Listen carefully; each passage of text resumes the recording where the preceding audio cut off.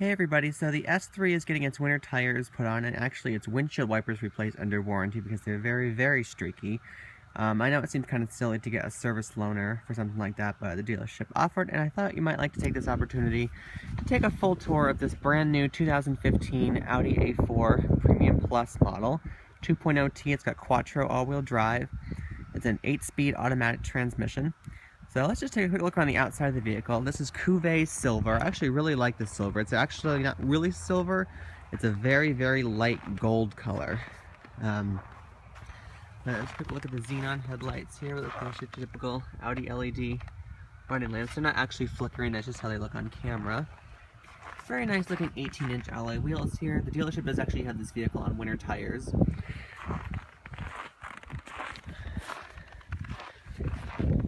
This is a pretty old car. I mean, it's been around since the 2009 model year. New one's on the way. So, I know most of you are, these are pretty much a dime a dozen all over the place. Very familiar shape. It has aged quite gracefully though, I will say. This really is a brand new vehicle. It's only got about 400 and something miles on it. 211 horsepower, 258 pound-feet of torque. Like I said, an 8-speed conventional automatic transmission. This is not an S-tronic. Taking a look inside. Let me just turn the parking lights off because it's an Audi and they're really loud. It's got the brown leather interior. This one does not have navigation, it's the base Mmi, but it is equipped with the Bang & Olufsen audio system. If you're looking at these cars on cars.com and you just want to quickly tell if it has B&O audio, look for the silver rings around the speakers and also on the dash top here. There's your, come on, focus. There you go. There's your clue that it has the Bang & Olufsen audio system. I don't particularly feel as though it sounds quite as good as the S3, but it's pretty good. You don't have a separate subwoofer control, which is interesting. But look inside the vehicle. This is the wood trim we have on this A4. It's got the natural grain. This is actually a lot more solid feeling than the doors of the new C-Class. The new C-Class has a world-class interior, and it's actually nicer than this vehicle, but the wood on the doors they use in the new C-Class feels really thin. This feels really solid. You can't push it in or anything. Nice and padded here. Memory seats. Same really controls here that the S3 has for the most part. We have a 12-way power seat here. And unfortunately, even though this is a base car, it doesn't have like sport seats or S4 seats.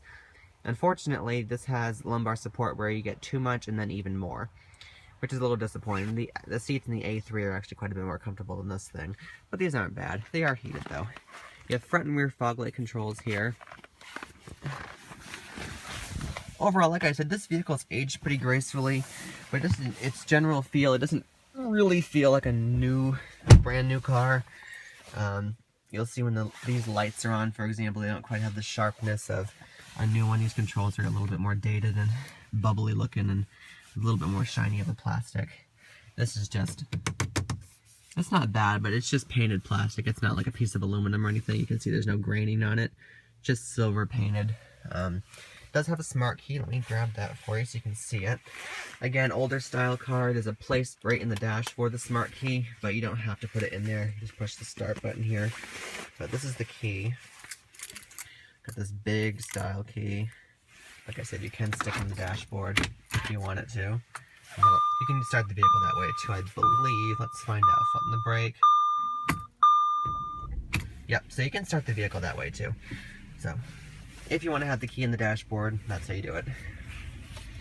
Let's turn it. You don't need to have that on. This has the most ludicrous fan controls, so you can individually tailor them, which is kind of cool. I mean, that part's neat.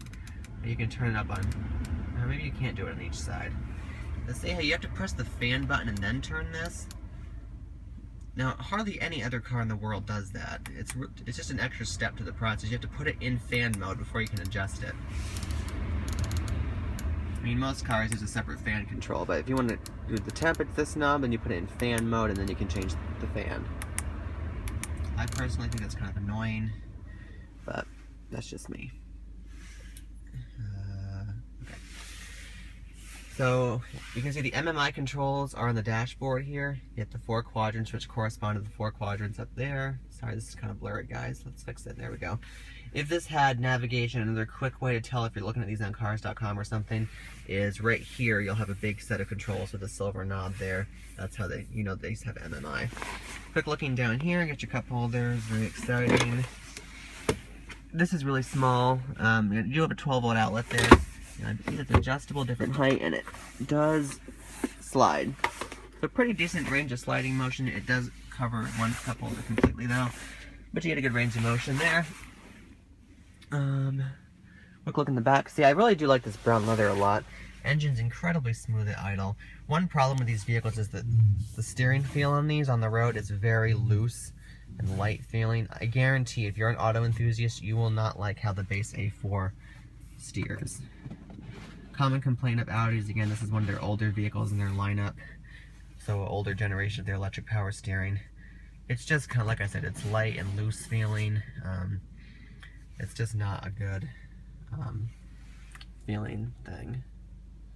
Okay, to sync this control, by the way, hold this one down. Like if I mess with this one, if I wanted to go back to sync mode, push this down. Pretty much a universal thing for Audis and even Fords. And it mimics controls on the Mmi there when you start to change it, so you can have a different view of it. You can definitely tell the screen resolution. It's kind of probably hard to see on video, but the screen resolution is actually pretty low compared to like the A3. At least the A3s with the nav system. So again, it's an old car in terms of its design. But overall, still a pretty nice feeling. This definitely has a nicer quality interior than the BMW 3 Series does. But it's not as special feeling in here as the new Mercedes-Benz C-Class. That car really does have a world-class interior. But I would still put this as very competitive. It's actually quite surprised to see this vehicle has a black headliner. That's a little bit surprising on an A car, but it's just, I know it's an individual option, but I don't think very many of them come spec'd like that, but I could be wrong. Typical Audi controls up here. Get your map lights here. They're just incandescent bulbs, they're not LEDs. Again, older car. Your little spotlight lights here for mood lighting at night, which when you put your hand here, it kind of glows red at night. Got your huge freaking light here. Home link, which is nice. Two things this vehicle has that mine doesn't, even though it's a loaded S3, just little clues that my car is based on a cheaper Audi. I do not have home link, nor do I have memory seats. Quick look in the glove box here, which is lockable as you can see. Decent enough size. You got your valet mode there, Audi music interface, manuals in there with some other junk. Let's give it a quick rev from inside the vehicle so you can see how smooth and quiet it is.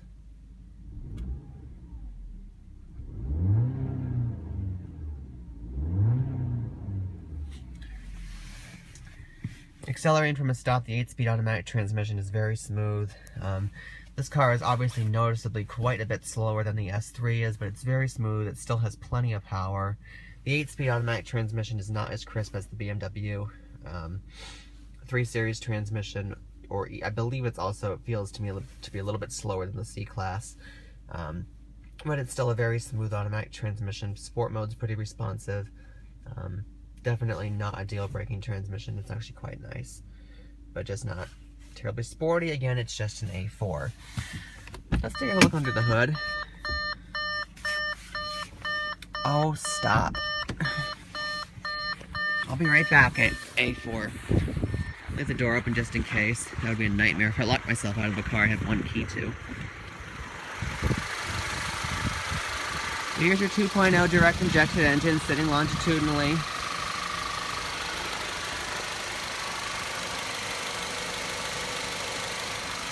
Gas strut there.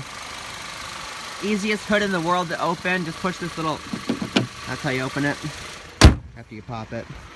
So, it's a nice vehicle. MSRP on this thing is about, I'd say low 40s. But definitely good quality, very, very smooth leather on the steering wheel.